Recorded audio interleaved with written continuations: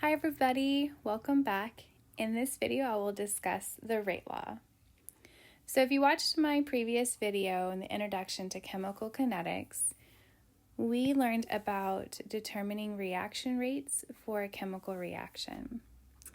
So let's say we have hypothetically a reactant creating some product. And remember that they must be balanced, and so the little r and little p stand for the stoichiometric coefficients. And that we can measure the rate of reaction from either the reactant species or the product species. So for example, the rate of reaction here for my generic reaction would be the change in concentration of the reactant over its stoichiometric coefficient times the change in time. So remember, rates for chemical reactions is molarity per unit time. Usually for my class, it's in seconds because a lot of the reactions we're running are really fast. But we will be talking about radioactive carbon dating, which is years, right? So it's just per unit time. So be mindful of the context of the problem you're working. Also, remember how we discussed the reactants are decreasing, and so that's that negative sign there, but we always report rates of reaction as positive values. And you can also determine the rate of the reaction from the product species. Just depends, what is easier to, what's your diagnostic tool? Is it a color change? Are you going to use UV-vis spectroscopy or spectrophotometry? And if that's the case, then one of the species might be more beneficial than the other if it's colorful. All right, so we're going to talk a lot about rates of reactions here. And so I just wanted to highlight the reaction rate. This is definitely going to come back into play, especially when we discuss the integrated rate law. Right here, I just want you to note that this is a positive sign, meaning that the products are increasing, not T, okay? Not T for time, that's down here at the bottom, right? So I just want to tie this back in from what we've learned before, because we're going to discuss the rate law, which also helps us to determine the rate of reaction, but it's going to focus mainly on the reactants themselves. So the rate law, let me just repeat that. This shows us the relationship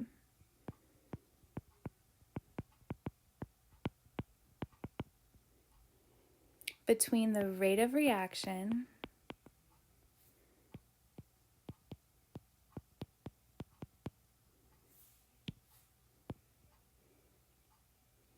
and the concentration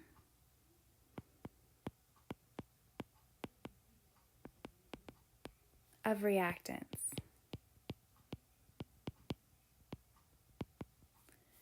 So when we're discussing the rate law, we're looking at the relationship between the rate of the reaction and the concentration of the reactants. Once again, this will need to be determined experimentally. So we'll be doing quite a bit of data analysis in our discussions here of chemical kinetics, and we'll have some practice at the end of this lecture. All right, so let's say hypothetically we have reactant A is here to produce products. The way you would write the rate law for this generic reaction is rate is equal to little k times the concentration of A to the n power. And you may be wondering, well, why is it just reactants? Where do the products come into play here? Well, remember when you're designing an experiment, you can control the reactants. You can control what you can put into your beaker or your reaction vessel. And so that's where the rate law is very powerful. It shows us that relationship between the concentration of the reactants and the rate of the reaction. Okay. So K, little k, and I like to write it in cursive because later on in future discussions, we will learn about the equilibrium constant, which is capital K. And so I write the rate constant as lowercase cursive a to distinguish between the two. So little k is the rate constant. and the units vary here. And at the end of the video, I will work a problem with you and teach you to derive the units for the rate constant for any reaction. N is the order with respect to the reactant. So order with respect to the reactant. So that vocabulary word is probably new to you all, order. That's something we're going to be using quite a bit in this chapter here. We say something is, for example, zero order with respect to A. And so that's going to represent little n there. Or, a lot of times the exponent I abbreviate as x, y, and z, and you'll see that in the future and later on in this discussion here. All right, there are 3 case scenarios we will study in more depth for my course. We will look at n is equal to 0, n is equal to 1, and n is equal to 2. However, I just want to make note that n can be anything. It can be 1/2, just as long as it's a positive number. So it can be 0, 1/2, 0.75. So, but for my class, we will focus mainly on 0, 1, and 2 for the in-depth case studies. Now, that is not to say that if you had a word problem asking you to calculate the order with respect to a reactant of your reaction, that you wouldn't get something different than 0, 1, and 2. You might get third order or 1/2 order. And we're actually going to see that later on in this video when I work a practice problem with you all. All right, so let's get started. So if n is equal to 0, then the reaction is said to be 0 order with respect to A. And what that means is that the reaction does not slow down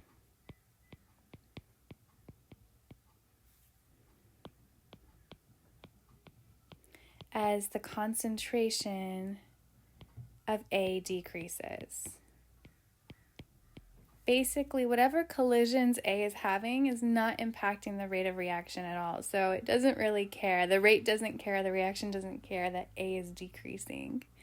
I've shown you different graphs here. So the first one's reactant concentration versus time, and we can see how A is decreasing over time. Right? But the second graph is a little bit of a better visual in terms of the relationship and visualizing the relationship between the concentration of the reactant and the rate of the reaction, which is what we're mainly discussing here. And you can see here for 0 order that as the concentration of A is decreasing, the rate of reaction is just not impacted at all whatsoever. It is constant.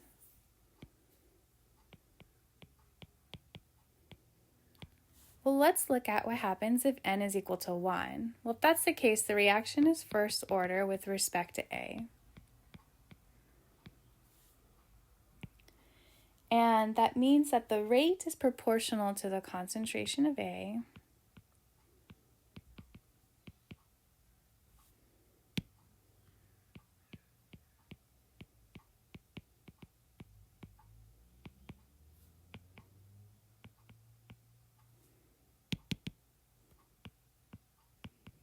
And let's look at the graphs together. So we can see that, as A is decreasing over time, and how that affects the rate of the reaction, that they are directly related to one another in a linear fashion. And so, this is a linear relationship. All right. And if n is equal to 2, the reaction is second order with respect to A.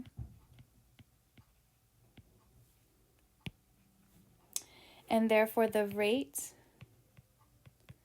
is proportional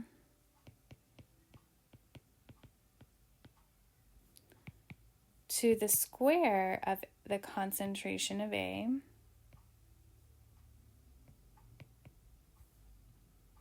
and that is a quadratic relationship.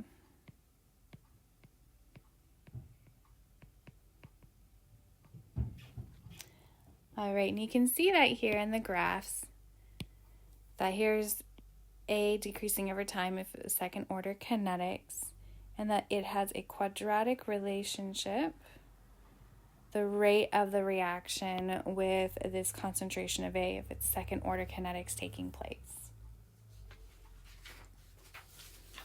All right, so reaction order, just like reaction rates that we talked about up here in the previous video, can be determined experimentally. So if you ever study kinetics, you'll be running a lot of experiments, which are actually, and I'm a little biased, but I think they're a lot of fun, a lot of data collecting and data analysis.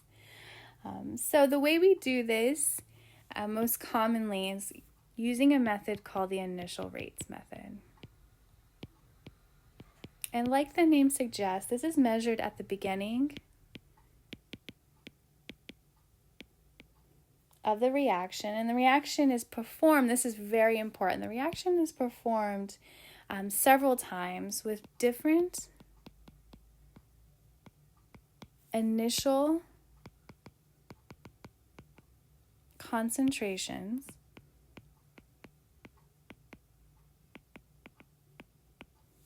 to determine the effect of the reactant's concentration on the rate of the reaction. So remember, the whole point of the rate law is to understand how the reactant's concentration affects the rate of reaction.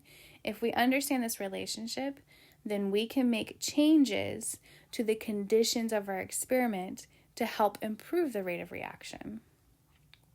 All right. So there, like I said before at the beginning of this lecture, that there will be a lot of data analysis. But the key take home here for these experiments is to remember that they have to be done several times. We're focusing at the beginning of the experiment because remember, rate of reaction slows down over time inevitably because there are fewer reactant molecules to collide with one another. So fewer collisions means, making product just happens a lot slower over time. So all of this is done at the beginning of the reaction.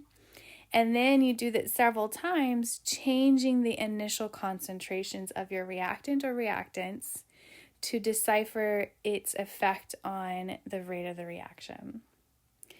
And we will work a problem together so you can see how to approach all this data and how to do it in a very mindful and methodical way to analyze and get the information you need from it. But first, I want to teach you some tricks, okay? So let's say hypothetically you have found two data series that tells you the rates and you know their rate law. And we're only focusing on one reactant at this time. In a second, we will talk about what happens if you have more than one reactant, right? And so if that's the case, you're going to set up this relationship where the rate law for the second data set is on top and the rate law for the first data set you're investigating is on the bottom here. Let's say hypothetically that the rate for the second data set that I have is 0.24 molarity per second.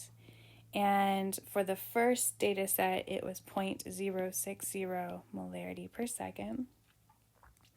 And let's say the concentration of A when I did this experiment was 0.4 molar, and this is to the X, and we're trying to figure out what X is, over K. And then for the first data set, it was 0.20 molar.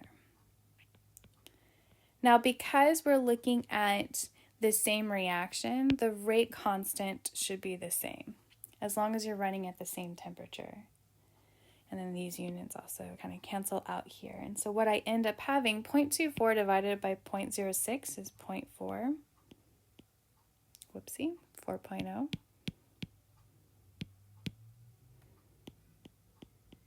Got ahead of myself. The rate constants cancel out. And I have here 0.40 to the X over 0.20 to the X. All right, so let's just make some side notes here and talk a little bit about math. So let's say hypothetically I have a to the x over b to the x, which is what we're looking at in the situation here, right? A to the x over b to the x. Well, we can simplify this and say, well, this is basically a over b to the x. So like over here, I can say, well, this is essentially 0.40 over 0.2 to the x, which is essentially equal to 2 to the x, right? And this is an easier math problem here, or like solution here. You may look at this and say, well, in order to get, x must be 2 in order to get 4, right? 2 squared is 4. However, that's not how experimental data works usually, so I want to teach you this trick in case you don't get a really nice even number like this one here, where it just stands out to you what the answer is. So let's continue on. If we really want to solve for, let's say, log of, and you'll see where we're going to use this, log of a to the x, then we can pull x out then as x log a. Okay, so we're going to use that trick in a second here. Let's come back to my example. I'm going to take the log of both sides. I'm going to say, okay, log of 4 is equal to log 2 to the x. Okay. And like I said, I'm going to use this trick here. You see log 2 to the x. That looks just like log a to the x. I'm going to pull the x out front because I'm trying to isolate it. So log of 4 is equal to x log 2. So therefore, x is equal to log 4 over log 2, which is equal to 2.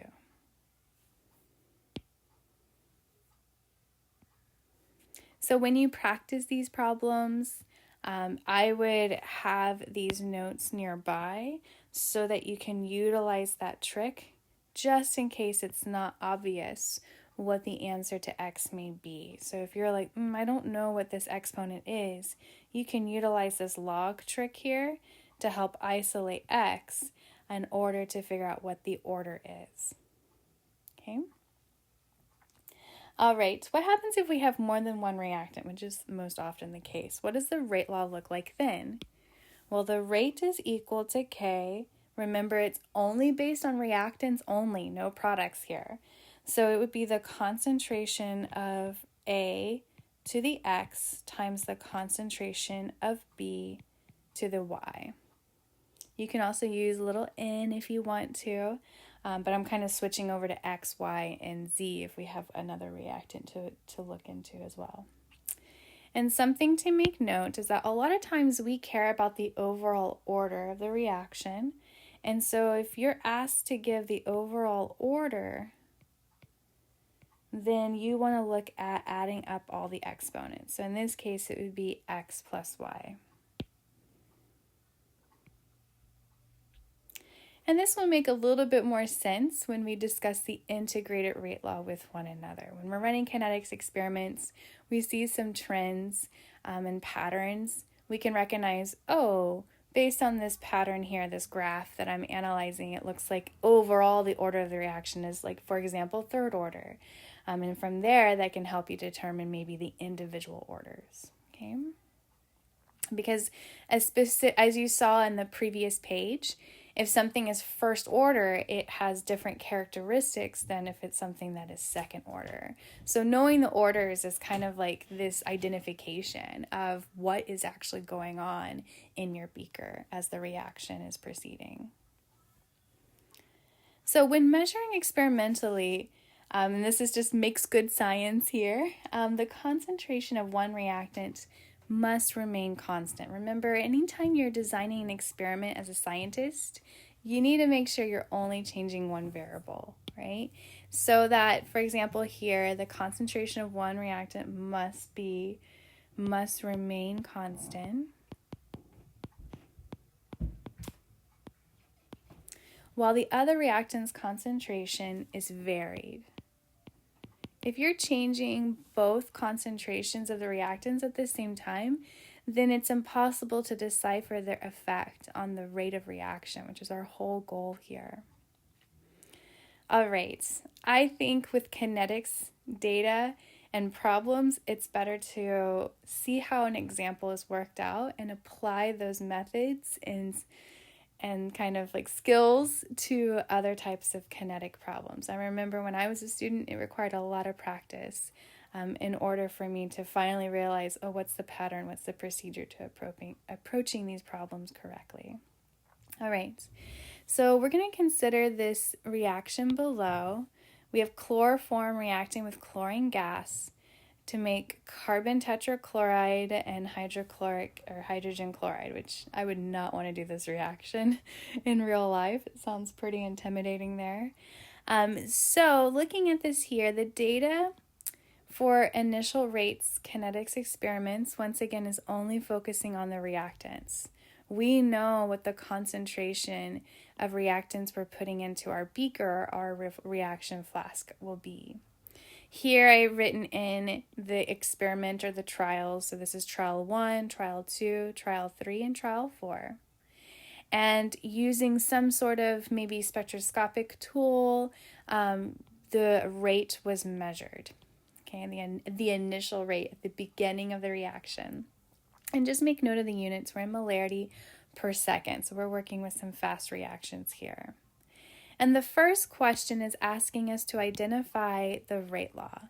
And anytime I, read a question and it's asking me what are you trying to find? What's our goal?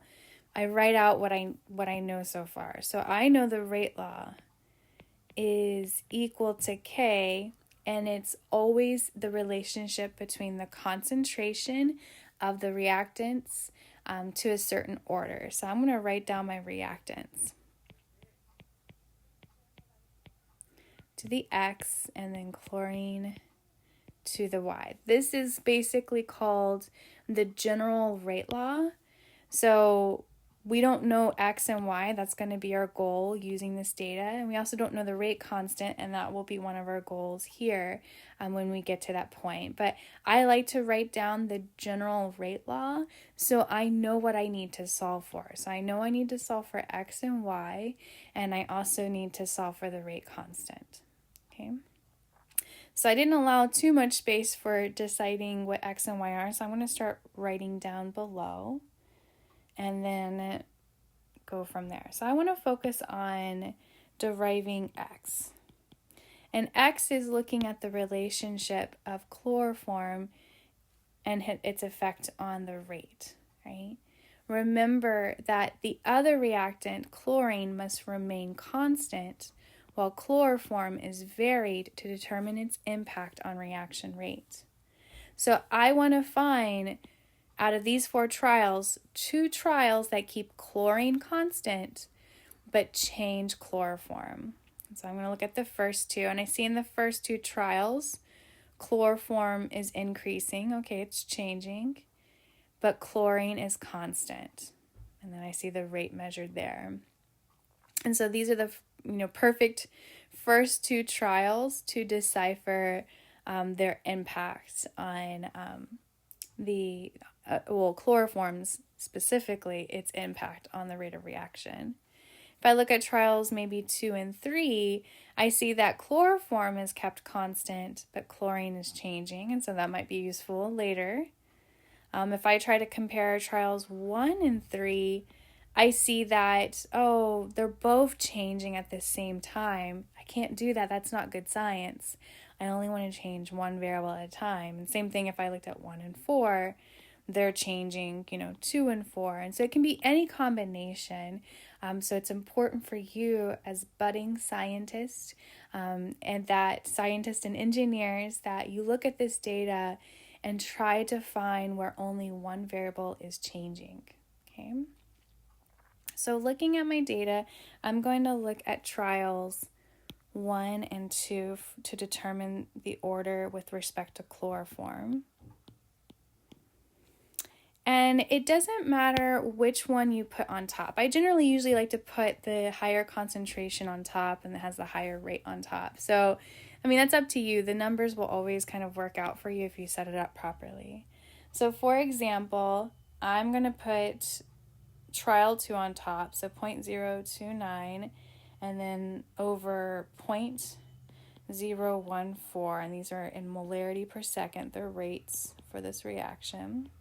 And that is equal to K, and you have to basically write the rate law, okay?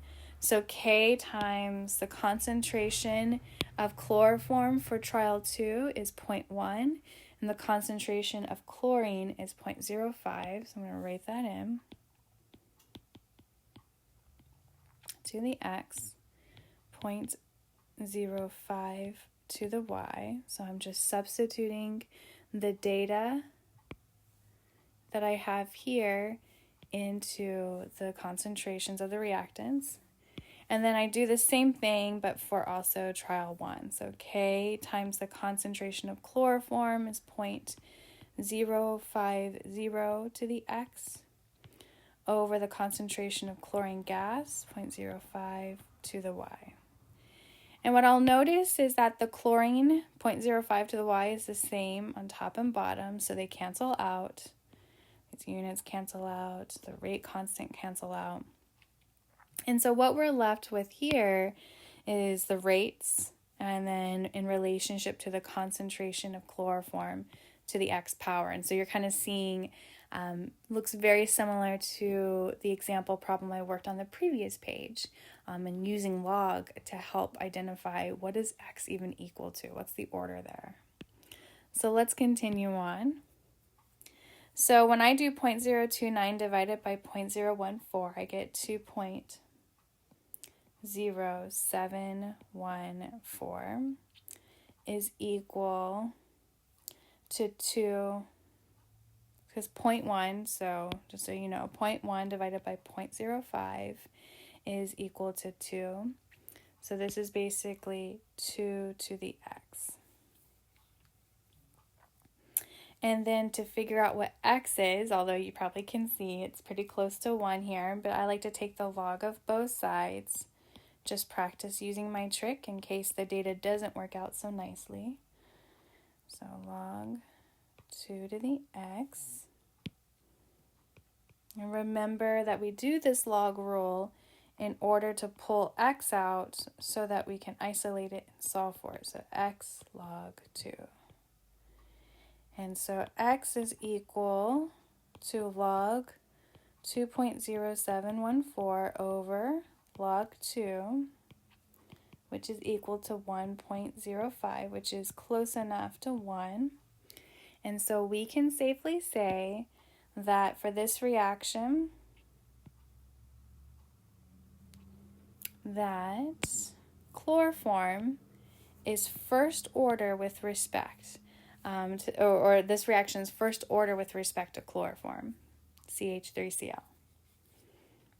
All right, we want to do the same type of data analysis, but investigating how chlorine has an impact on the rate of the reaction, or if it doesn't, if it's zero order. So which two trials will you look at and compare? Excellent. You're going to look at trials 2 and 3. Remember, keep the chloroform constant, but only change the chlorine to see its effect. All right, so I'll write in a different color here. So we have, for Y, we're determining the relationship between trials 2 and 3. And I will go ahead and put trial 3 on top just because I like to have the bigger numbers on top. So that will be 0.041 over 0.029. And you could pause this video and try to set it up yourself, mimicking what I've already done so you can get some extra practice in.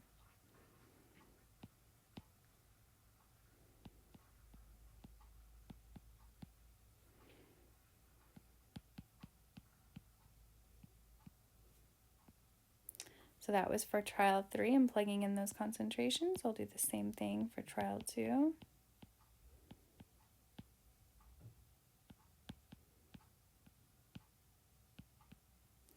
All right, and I like to cross out what's the same, so I can cross out the rate constant, the chloroform, because we're keeping that the same. And then I'm going to continue to simplify.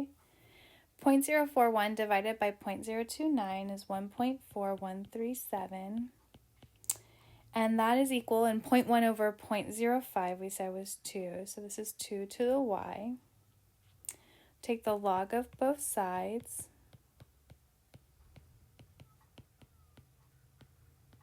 Bring the y out front so I can isolate that variable and solve for it.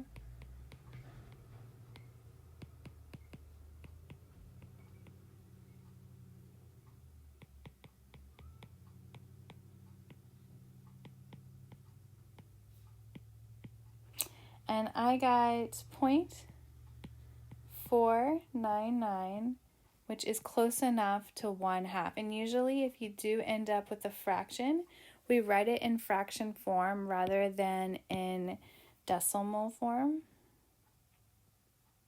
There we go. So what we would say then is that this reaction is half order with respect to chlorine gas.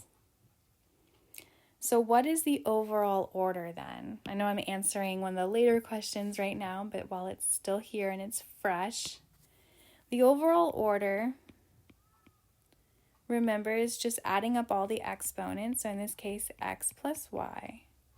So it's equal to 1 plus 1/2, which is, it is 1 to the 1/2, right? 1 and 1/2 order overall. All right. So I'll come back to writing the full rate law. Actually, when we're analyzing data, I know I'm kind of jumping around here. And the first order of business, pun intended, is to figure out the orders here. Actually, mainly the individual orders, so we can plug them in. The second order of business is to figure out the rate constant. And with the rate constant, it's important to figure it out for every single trial and then calculate the average. You're going to get some, better data than if you just chose one data set here. All right, so how do we do that? Well, the rate constant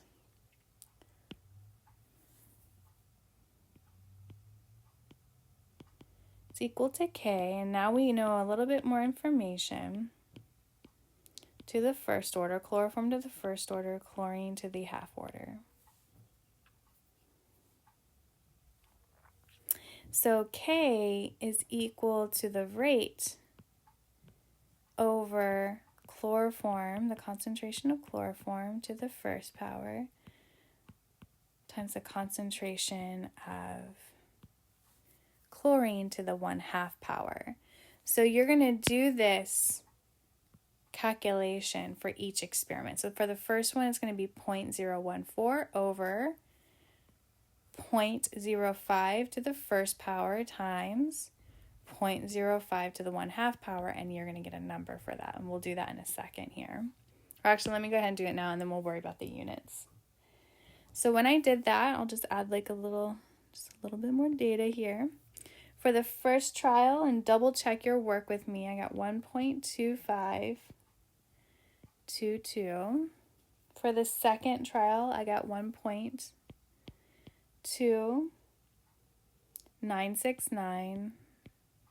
For the third trial, I got 1.2965. And for the fourth trial, I got 1.2857. When I add those up and divide by 4, the average I get is 1.282.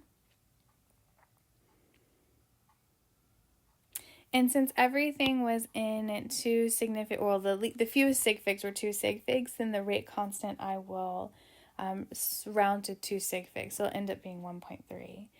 But before I do that, I want to teach you how to figure out the units. Because remember, the units for the rate constant vary. So what you want to do is you want to set up this relationship, whatever it may be. The only thing that would change is if you have maybe 1 reactant, or maybe you have 3 reactants, and then the orders change as well.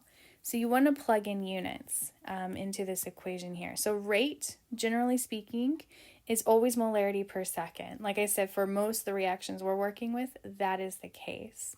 Now, if you're looking at radioactive carbon dating, then you're looking at years. But remember, rate is always concentration over time in chemistry.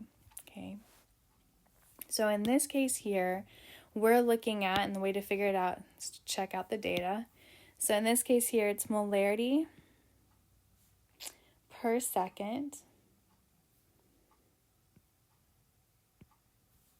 That's the units for the rates. I'm writing the seconds on the bottom, so molarity per second.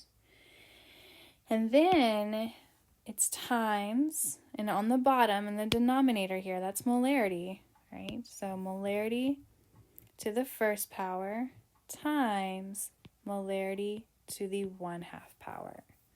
So basically I'm substituting molarity into this equation here. So rate is molarity per second, so that's why the seconds are in the bottom in the denominator. And already in the denominator, the concentration of the reactants to the respective orders. And so this is to the 1/2, by the way. It's not times 1/2, so it's to the 1/2 power. So we have seconds times molarity to the 1/2. And then what you do after that is you cancel out anything that's the same on the top and the bottom. And so usually ends up being molarity that we cancel out. So we're able to cancel those out. So the units for this specific reaction mechanism are equal to 1 over molarity to the 1/2 times seconds, or you could write seconds in front of the molarity to the 1/2. Or another way to represent that, to say the inverse of something, is that we would say molarity to the negative 1/2 times seconds to the negative 1. And usually this way is what you'll see the most often for that rate constant units. So to write the value of the rate constant, you would say K is equal to 1.3. Remember, that number came from figuring out the rate constant for every trial and then taking the average, rounding it to two significant figures. And then it always has units, so we need to include that. So to the negative 1/2 and then seconds to the negative 1.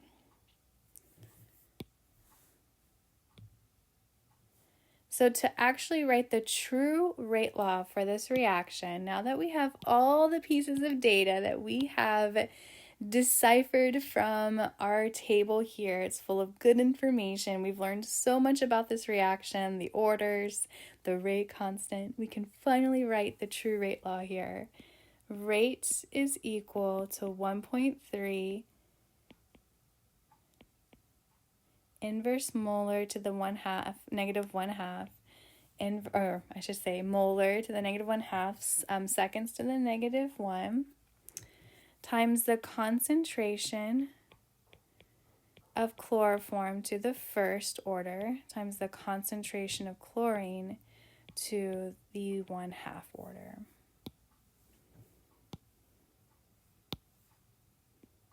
And that, my friends, is the full rate law for this reaction. There's a lot to it. So a lot of times, like if we were to show another chemist the rate law without showing all this work, they could understand the behavior of this reaction with respect to the reactants and their concentration. So there's a lot of good information that comes from knowing the rate law for a reaction that you're studying. But in order to decipher the rate law, you have to run kinetics experiments and do a comparative analysis. But remember, always maintain one of your reactants if you have more than one.